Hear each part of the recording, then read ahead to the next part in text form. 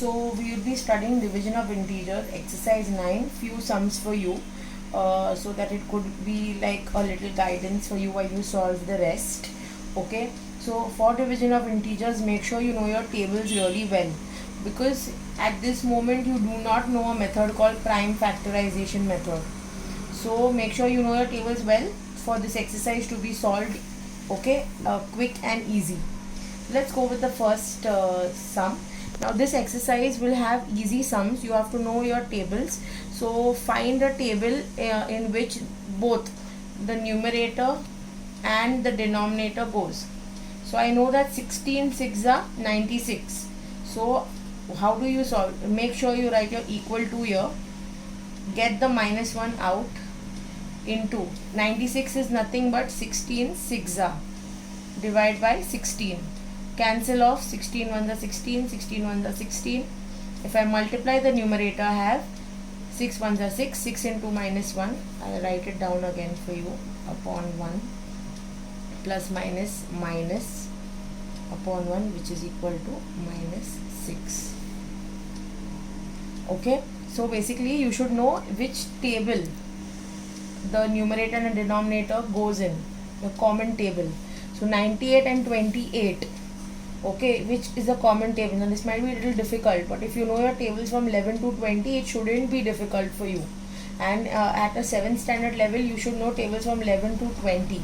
So 28 and 98. If you've seen, start checking. 11 twos are 22, 12 twos are 24, 13 twos are 26, 14 twos are 28. Okay, it goes in 28. It goes in 14. So 98. Let's check if 98 goes in 14 again. And yes, it goes. So let's write the numerator denominator format first. Okay, let's separate. 14, how many times are 98? 14 sevens are 98. Remove the minus 1 common, and 14, how many times are 28? 14 twos are 28. Okay, so you will have 7 divided by minus 2. Now understand that this minus in the denominator can also be written in between, and the answer will be minus 7 by 2, or you can write it as minus 7 upon 2. It all means the same. Okay, let's see the third sum. Now again, find out which table does the numerator as well as the denominator go in. Okay, I have seen 51. 51 is something similar that goes in the table of 17. Okay, so I know first I'll remove my minus 1 out, and 51 is 17 threes are 51. Okay, and 17 fours are 68. Again, 17 and 17 is common. So you will have minus 3 upon 4, or minus 3 by 4, or 3 upon minus 4. All of them mean the same. So if you need to solve the rest, you need to know your tables really well. Okay, now there are certain sums that I'll be showing to you. For example,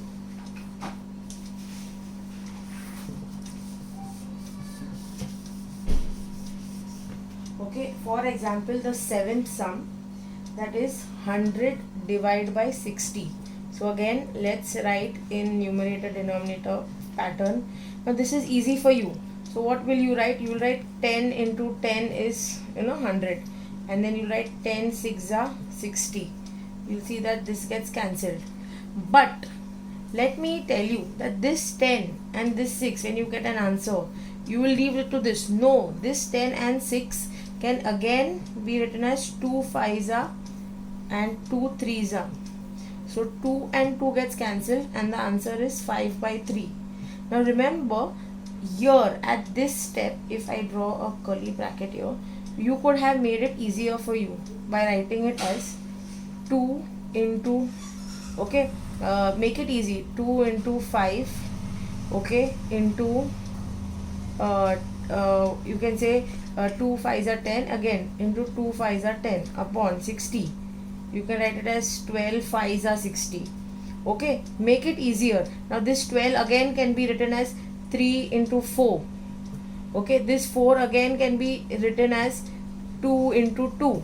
So you find out numbers where they are prime numbers and they cannot be divided further. So now if you see, things would get cancelled, this 2 and this 2.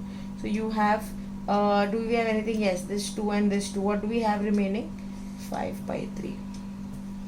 So you can do it this way, you can do it this way. Mathematically you need to get the same answer. Okay, it depends on us what tables you choose, but don't leave it to this. If you leave it to this, it will still be wrong. Why? Because this can be divided further.